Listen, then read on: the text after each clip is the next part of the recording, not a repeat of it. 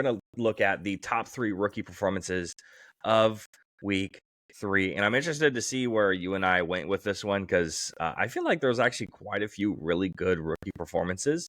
And it was really hard to kind of choose the top 3 out of these. So if you pick one of these guys, I have an alternate to go to a different one. So I'm going to go ahead and let you start out with one of your rookie performances. Who are you going to go with? I am going to go with my number 1 rookie performance, and I'm going to go with a guy that I ranked 3rd in his class, and I'm looking like maybe it was a mistake. And as I spoke about last week on the podcast about trying to give away Davante Adams at any cost in my fantasy team, which nobody cares about, I convinced somebody to give me Malik Neighbors for Davante Adams this last week. And shout out to Malik Neighbors. He is one of my rookie performances of the week. Yeah, absolutely. Going 8 receptions, 78 yards, and 2 touchdowns.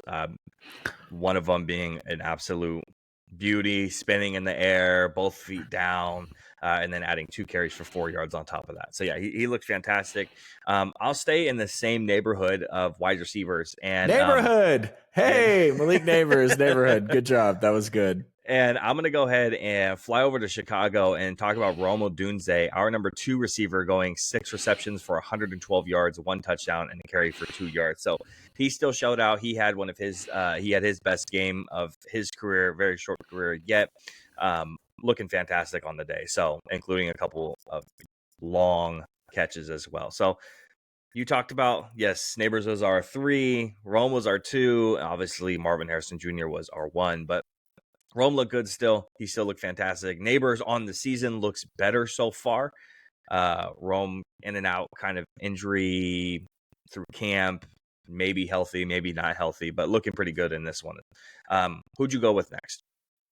Do you think that it's interesting that, where would you compare, and not talent wise, because it's no comparison, but just the level of quarterbacking that Daniel Jones can provide a wide receiver at this point versus the level of quarterbacking that Caleb can provide a wide receiver at this point? Like, if you just had to pick one player for a breakout game, would you want Daniel Jones throwing to him or would you want Caleb throwing to him? In a vacuum or on the offenses as a whole? Just like overall, like when we look back at when we're gonna recap everything at the end of the season, and we're gonna recap where we thought the quarterbacks came in, the tackles, the corners, and the wide receivers. Right, those were the big draft positions in the draft here, and we're gonna decide: did Rome have a better season? Did Malik have a better season? Do you think that which of those wide receivers is set up for more success for this season based off of their current quarterback that they have? As I put you on the spot. I don't know if it has everything to do with the quarterback position, which would spoil away some of the doghouse of the week stuff. I still think when it comes to the quarterback play alone, I still like Caleb more than Daniel Jones.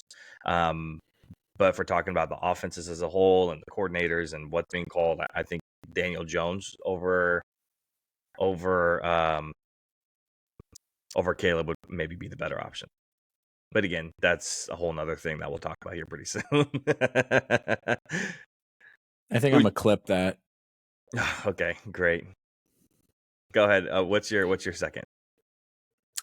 I'm gonna give a shout out to a very, very young running back out in. Oh, I'm sticking with New York, not the Giants. We're sticking with the Jets here. Okay. Mr. Braylon Allen for the New York Jets. You got Breece Hall out there. And when you got a young rookie pushing Breece Hall for touches, it has to be talked about. Yep, absolutely. You see these workhorse backs, and Kyle Shanahan strapped a saddle on Christian McCaffrey last year and rode him to 1 million touches and 1 million catches. And here we are this season. He can't even get on the field because he has an Achilles issue. Yep. So it's very, very important if you want to have a balanced offense to have multiple options at the running back position. As I'm sure you know, as a Cowboys fan, having 0 options at the running back position, having 2 players that you can count on. So shout out to Braylon Allen this week. Yeah, let's stay right there in that same ballpark right there, and I'll go with Bucky Irving over there in Tampa Yep. Bay. 9 carries, 70 yards, 3 receptions for 14 yards. And then the head coach already come out and said Bucky Irving has deserved and he has earned more carries right now, which it should be no surprise. If you look at Rashad White's numbers alone, you don't look at the yards per carry or anything like that. You look at his yards and his stats that way. He's like, oh yeah, Rashad White had a pretty good year last year. The reality of the situation is, especially down the stretch, he was the most inefficient running back down the stretch out of any running back in the NFL. He was not very good. His yards per carry in the season still is not great. He's a great receiving back. He's still probably going to take in a lot of that role there.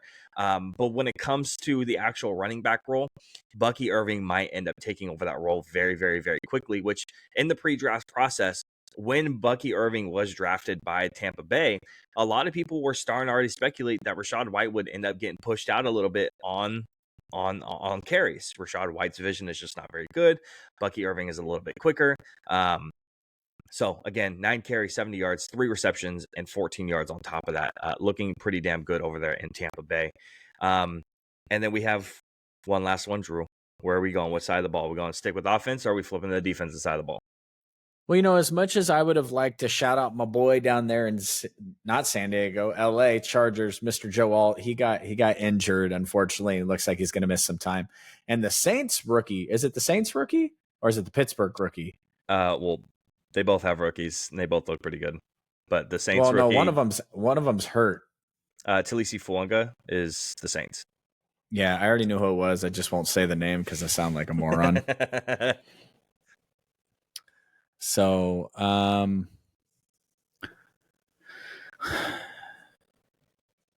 don't know. Give me yours. I'll go ahead and shout out our boy for getting his first sack on the year. Mr. Latu. Yep, Laiatu Latu getting his first sack, 1 tackle for a loss, 1 quarterback hit on the day. He didn't really do much outside of that, but we already talked about it. Laiatu Latu is in a system right now where he's going to be primarily a pass rushing lineman exclusively because of the personnel that they have out there in Indianapolis. So that's the side I went with. There's a quarterback that I could have shouted out outside of Jaden Daniels for the top 3 rookie performances. Let's go with Bo Nix. We can talk about Bo Nix. Shout out to him. He actually looked really good. I forgot about that game because what sucks about when my team loses is I kind of shut down everything NFL wise. By today, I would have probably listened to about 16 or 17 hours worth of podcasts, and I have listened to absolutely none because it makes me sad inside, and I try not to do things that make me sad inside. But Mr. Bo Nix, 25 of 36, 200 yards, not anything in comparison to what Jaden did, obviously, but Right. just leading his team down the field, picking up a win against the Tampa Bay Buccaneers team who we were talking about as like, holy shit, this is pretty surprising. They tumble back down to earth. And who else actually? Andrew Phillips for the Giants. Yeah, the corner. Yeah, Drew Phillips. Yep. He's the highest ranked PFF rookie so far through the season, and I don't think he played very many snaps. I think he got hurt. He did. Rookies going down left and right now. But with how stacked that corner class was, a player like Cooper DeJean can't even get on the field right now. Andrew Phillips is holding his own. So